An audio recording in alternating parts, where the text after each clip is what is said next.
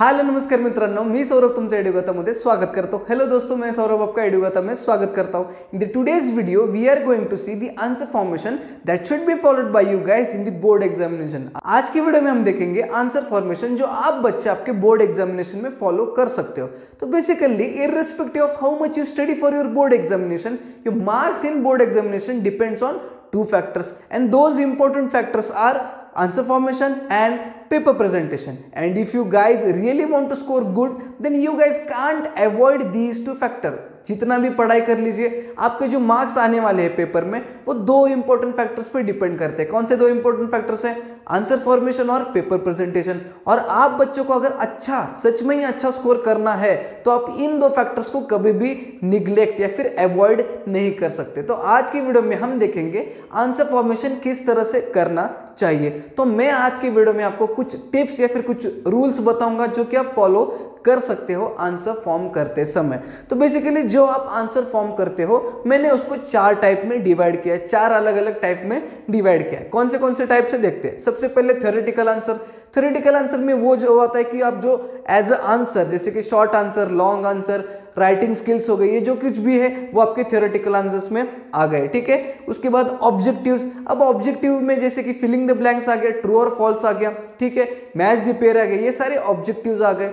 Third आता है आपका न्यूमेरिकल्स और थ्योरम। अब जो थर्ड डिवीजन है, फिर थर्ड जो टाइप है, that is for numericals and theorems. Numericals and theorems का भी एक अलग फॉर्मेट होता है। उसके बाद फोर्थ है डायग्राम्स एंड फ्लो चार्ट्स। मैंने यहाँ पे फ्लो चार्ट्स नहीं लिखा है, बट डायग्राम्स के साथ फ्लो चार्ट्स भी फॉलो किया जाता है। तो जो मैं रूल्स के बारे में आपको बताने वाला था या फिर जो टिप्स मैं आपको देने वाला था आंसर फॉर्मेशन के बारे में, वो स्टार्ट करते हैं। सबसे पहला टिप कहता है, read the question carefully and understand it. अब होता क्या है, कुछ क्वेश्चंस होते हैं जो स्ट्रेट अवे पूछे जाते हैं और उनके आंसर्स भी आप स्ट्रेट अवे लिख के आ जाते हो, जिसमें आपको अच्छे से मार्क्स आ जाते हैं। बट कुछ क्वेश्चंस जैसे कि हाई ऑर्डर थिंकिंग स्किल के क्वेश्चंस या फिर एप्लीकेशन बेस्ड क्वेश्चंस होते हैं, वो घुमा फिरा के क्वेश्चंस पूछते हैं। और जब क्वेश्चंस घुमा फिरा के पूछते हैं तो आपको आंसर भी सीधे सीधे स्ट्रेट फॉरवर्ड लिख नहीं पाते हो। इसलिए आपको क्वेश्चंस को ढंग से पढ़ना है, उसको ढंग से समझना है, उसके बाद ढंग से आंसर को लिखना है। ऐसा नहीं आपने जल्दबाजी में क्वेश्चन पढ़ लिया, आपको कुछ और समझ में आया, आपने आंसर लिखा, उसको काटा, फिर से पढ़ा, फिर कुछ अलग लिख रहे हो। ये चीज फॉलो नहीं होना चाहिए। सेकंड टिप के बारे में बात करते हैं। Second tip says that start the answer with the main point mention in the question. अब कुछ क्वेश्चंस में, जैसे कि कुछ क्वेश्चंस में आपको कैरेक्टरिस्टिक्स पूछा है, कुछ क्वेश्चंस में आपको फीचर्स पूछे। ऐसे क्वेश्चंस में क्वेश्चन में जो मेन पॉइंट मेंशन किया होता है, उसी मेन पॉइंट से आपका जो आंसर है वो स्टार्ट रहना चाहिए। और उसके बाद आप एज फॉलोज लिख के उनके कैरेक्टरिस्टिक्स या फिर उनकी फीचर्स या फिर उनके जो पॉइंट्स है वो नीचे आप मेंशन कर सकते हो। इस चीज के लिए मैं आपको एक एग्जांपल दिखाऊंगा। मेरे राइट हैंड साइड पे आपको एक एग्जांपल दिखेगा जिसमें आप देख सकते हो ये जो मेन पॉइंट था क्वेश्चन का वो मैंने एज इट इज आंसर में लिखा है। उसके बाद जो कुछ भी पॉइंट्स मुझे मेंशन करने थे, मैंने उसके नीचे एक के नीचे एक मेंशन किया है। तो आपको ये चीज फॉलो करना है। नेक्स्ट टिप के बारे में देखते हैं। Next tip is answer should be always written in points. अब ये सबसे ज्यादा और सबसे इंपॉर्टेंट पॉइंट है इन 10 पॉइंट्स में से, ठीक है। Answer should be always written in points. For example, अगर आप एक होशियार स्टूडेंट हो, अगर आप आंसर्स पैराग्राफ में लिखते हो, बट जो चेकर है, जो टीचर है, जो चेक करने वाले हैं पेपर, उनको पैराग्राफ पढ़ने के लिए टाइम नहीं होता है। बहुत कम टाइम में आपका आंसर शीट चेक किया जाता है। तो अगर आप पैराग्राफ में आंसर लिखते हो, then that particular teacher is not interested to read your paragraph. तो होता क्या है, अगर आपने सही भी आंसर लिखा है तो वो पर्टिकुलर टीचर आपको फुल मार्क्स नहीं देते, 1-2 मार्क्स डिडक्ट करके अगले क्वेश्चन पे चले जाते हैं। बट आप सही में एक होशियार स्टूडेंट हो और आप आंसर्स को पॉइंट्स में लिख रहे हो, तो जो टीचर पेपर चेक करने वाले हैं उनको बहुत आसानी से आंसर समझ में आने वाला है। क्यों? क्योंकि आपने आंसर्स पॉइंट्स में लिखे, हर एक पॉइंट में से 2 से 3 वर्ड पढ़ने के बाद उन पर्टिकुलर टीचर को आंसर के बारे में आइडिया आ जाएगा। और अगर आपने सही लिखा है तो आपको फुल मार्क्स देके वो आगे चले जाएंगे। तो आपको आंसर जो है वो पॉइंट्स में लिखना है। इस चीज के लिए भी मैं आपको एक एग्जांपल दिखाऊंगा मेरे राइट हैंड साइड में, जिसमें आप देख सकते हो जो आंसर मैंने जो लिखा है, जो पर्टिकुलर क्वेश्चन का आंसर लिखा है, वो मैंने पॉइंट वाइज मेंशन किया गया है। उसके बाद वाले टिप के बारे में बात करते हैं। सब headings can also be used. अब कुछ आंसर्स जैसे कि सोशल साइंस में या फिर साइंस में आंसर्स बड़े होते हैं या फिर पूरा डेडिकेटेड होता है। डेडिकेटेड मतलब समझो आपको फीचर्स पूछे, आपको कैरेक्टरिस्टिक्स पूछे, बट आपको 4 अलग अलग चीजों के पूछे, तो आपको सब हेडिंग्स इंक्लूड करना भी जरूरी है। अब सब हेडिंग्स कैसे इंक्लूड करना है? फॉर एग्जांपल एक आंसर है जिसमें आपको 4 पॉइंट लिखने हैं 4 अलग अलग चीजों के बारे में, तो आपको करना क्या है, पहले पॉइंट में जिस पहले चीज के बारे में आप लिख रहे हो उसका एक सब हेडिंग लिखना है, उसको अंडरलाइन करके उसके बाद आपका जो आंसर है वो 2 to 3 लाइंस में कंप्लीट करना है। फिर again in the next point add the second सब हेडिंग, फिर उसको अंडरलाइन करके उसके बारे में 2 से 3 लाइन लिखना है। फिर अगेन सिमिलरली थर्ड पॉइंट और 4 पॉइंट आपको मेंशन करना है। अब इस चीज का भी एग्जांपल आपको मेरे राइट हैंड साइड पे दिख जाएगा, जिसमें आप देख सकते हो 4 या 5 पॉइंट जो कुछ भी मैंने लिखे हैं उसको सब हेडिंग मैंने मेंशन किया है, उसको अंडरलाइन किया है, उसके बाद 2 से 3 लाइन में मैंने उस चीज का आंसर जो है वो मैंने लिखा है। समझ में आया? अब अगले पॉइंट के बारे में बात करते हैं। अगला tip is stick to the word limit. अब word limit is the most important point in your question paper और योर आंसर शीट। अब आंसर शीट में जो कुछ भी आप आंसर लिख रहे हो वो आपको वर्ड लिमिट में ही लिखना है, जो कि एक होशियार बच्चे की निशानी है।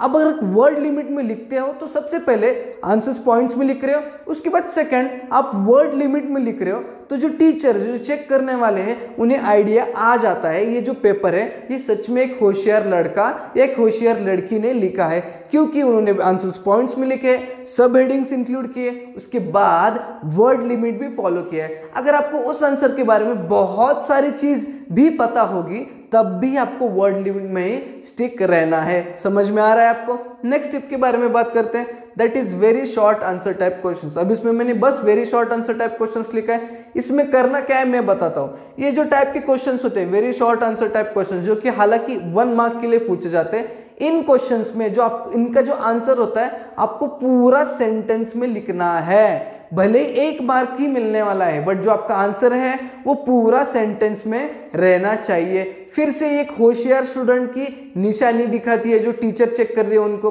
उसके बाद नेक्स्ट टिप के बारे में बात करते हैं, underline the keywords in the answer. अब जैसे कि ऊपर से मैंने आपको बहुत सारे टिप्स बताए जिसमें मैंने आपको बताया है कि क्वेश्चन ढंग से पढ़िए, क्वेश्चन ढंग से पढ़ने के बाद आंसर फॉर्म कैसे करना है, पॉइंट्स में लिखना है, पॉइंट्स के बाद आपको मैंने बताया सब हेडिंग इंक्लूड कीजिए, उसके बाद मैंने बताया वर्ड लिमिट फॉलो कीजिए। अब उसके बाद ये इंपॉर्टेंट पॉइंट ऐसा है कि आपको उस आंसर में जो आपने फॉर्म किया है उस आंसर में इंपॉर्टेंट या फिर जो कीवर्ड्स है उसको अंडरलाइन करना है। अब क्यों करना है अंडरलाइन? जैसे कि मैंने आपको थोड़ी देर पहले बताया था, जो चेक करने वाले टीचर्स हैं उनके पास बहुत कम टाइम होता है, तो अगर आप वर्ड्स को अंडरलाइन करके रखते हो कीवर्ड्स को, तो वो जो टीचर है उन वर्ड्स को देख के ही जज कर पाते हैं कि ये जो आपने आंसर लिखा है वो सही है या गलत है। अगर आपने सच में आंसर सही लिखा है, अगर आपने आंसर्स भी पॉइंट्स में लिखे हैं, तो वो कीवर्ड्स को देख के भी कभी कभार टीचर फुल मार्क्स देके के आगे चले जाते हैं। इसलिए आपको करना क्या है, जो कीवर्ड्स है उसको अंडरलाइन करना है। इस चीज के लिए भी मैं आपको एग्जांपल मेरे राइट हैंड साइड पे दिखाऊंगा, जिसमें आप देख सकते हो एक आंसर है जो पॉइंट वाइज लिखा गया है और उस आंसर में मैंने जो कीवर्ड्स थे जिसको अंडरलाइन करना चाहिए उसको मैंने अंडरलाइन किया है। पेंसिल से ही करिए, पेन से नहीं करना है, पेंसिल से किए तो भी चलेगा। उसके बाद वाली टिप के बारे में बात करते हैं, how many points to be included in answer. अब मैंने जैसे कि आपको बोला है कि आंसर जो है वो पॉइंट्स में लिखना है, बट कितने पॉइंट्स लिखना है, वर्ड लिमिट भी बोला है, बट कितने पॉइंट्स लिखना है तो मैं आपको बताता हूँ। फॉर एग्जाम्पल अगर कोई क्वेश्चन 2 मार्क्स के लिए पूछा जाता है, ठीक है, तो उसमें आपको मैक्स टू मैक्स 3 या 4 पॉइंट्स लिखना है। 4 पॉइंट्स का टाइम है तो लिखिए, वरना 3 पॉइंट्स लिख के आ जाइए। अगर 3 मार्क्स के लिए क्वेश्चन पूछा है तो 4 to 5 पॉइंट्स लिखना है। और अगर 5 मार्क्स के लिए क्वेश्चन पूछा जाता है, अगर कुछ 5 मार्क्स का क्वेश्चन है लॉन्ग आंसर टाइप, तो कम से कम 6 to 7 पॉइंट्स आपको मेंशन करने हैं। समझ में आया आपको? आपको पता चल गया होगा आप कितने पॉइंट्स मेंशन करने हैं। समझ में आया? तो नेक्स्ट टिप के बारे में बात करते हैं, दैट इज फॉर न्यूमेरिकल्स और थियरम्स फॉलो द फॉर्मेट। अब न्यूमेरिकल्स और थियरम्स इन दोनों का अलग फॉर्मेट है, नॉर्मल थियोरेटिकल आंसर से अलग फॉर्मेट होता है। क्या फॉर्मेट है मैं आपको दिखाता हूँ। इस चीज के लिए भी मेरे राइट हैंड साइड पे आपको एग्जांपल दिख जाएगा। सबसे पहले मैं न्यूमेरिकल का आपको एक्सप्लेन करता हूँ। फॉर एग्जांपल एक न्यूमेरिकल दिया है, आप देख सकते हो फोटोग्राफ में या फिर एग्जांपल में, जिसमें एक न्यूमेरिकल दिया है। अब उसका आंसर लिखते समय फॉर्मेट क्या है, सबसे पहले आपको लिखना है गिवन, जो कुछ भी आपको गिवन दिया है वो गिवन आपको लिखना पड़ेगा। उसके बाद टू फाइंड, मतलब आपको क्या फाइंड करना है, क्वेश्चन में क्या फाइंड करने के लिए पूछा गया है। उसके बाद थर्ड लिखना है फॉर्मूला, फॉर्मूला के आगे आप कौन से फॉर्मूला यूज करने वाले उसको लिखना है। और उसके बाद जो है वो सोल्यूशन लिख के उसमें आपको जो कुछ भी सॉल्व करना है आप स्टेप वाइज सॉल्व कीजिए और आंसर को भी अंडरलाइन कीजिए। ये हो गया आपका न्यूमेरिकल का।